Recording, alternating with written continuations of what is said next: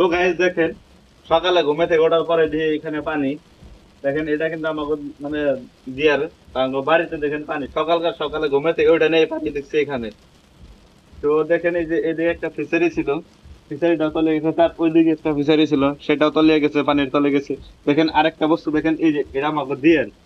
দেখেন এই দিয়ার উপর দিয়ে যে পানির ডোল, পানি কিন্তু দাঁড় আছে দিয়ার উপর দিয়ে।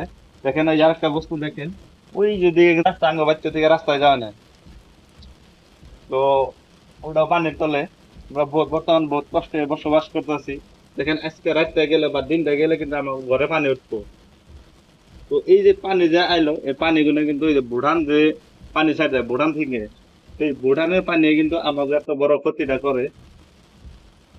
তো একটাই অনুরোধ জানাই সরকারে, যে এরকম এটা করবেন না যে ভুটানে যাতে পানি ছাড়া দিতে না পারে। দেখেন আমাকেও কিন্তু এমন কোনো খাওয়া খাদ্যের কোনো ব্যবস্থা হয় না। বাইকে যে সঙ্গে পানি উঠে, তখন তারা হে জানে যে খাওয়া খাদ্যের কত কষ্ট। এই যে গরু বাছুর আছে, একটা গরু আছে, এটারও কিন্তু আমরা কোনো কিছু খাইতে দিতে পারি নাই। তো এরকম আমাকে পরিস্থিতি হয়েছে। তো সরকারের একটা অনুরোধ জানাই, তো বারবার একটা অনুরোধ জানাইতেছি যে বুড়ানে পানি যাতে আমাকে আসামে জানি ঢুকতে না পারে, তো তার জন্য কোনো ব্যবস্থা করেন। এখানে অনেক বাড়িতে পানি উঠছে, মাঝে মাঝে একটা দুটা বাড়ি বাদ আছে, আর কিন্তু ব্যাগ বাড়িতে পানি উঠছে। দেখেন এইদিকে যিনা বাড়ি দেখতেছে, ইন্না বাড়িতেও কিন্তু পানি, ইন্না বাড়িতেও কিন্তু পানি উঠছে, ব্যাগ বাড়িতে পানি উঠছে তার মানে।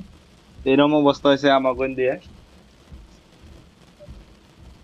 তো দেখেন এই যে ফিশারি গুনা যে চলে গেছে, কত আর মাছ ছিল ওই ফিশারি গুনায়, মোটামুটি 50,000 লাখ মাছও আছিল ওই ফিশারি গুনের, কিন্তু সেই মাছগুলো চলে গেছে পানিতে।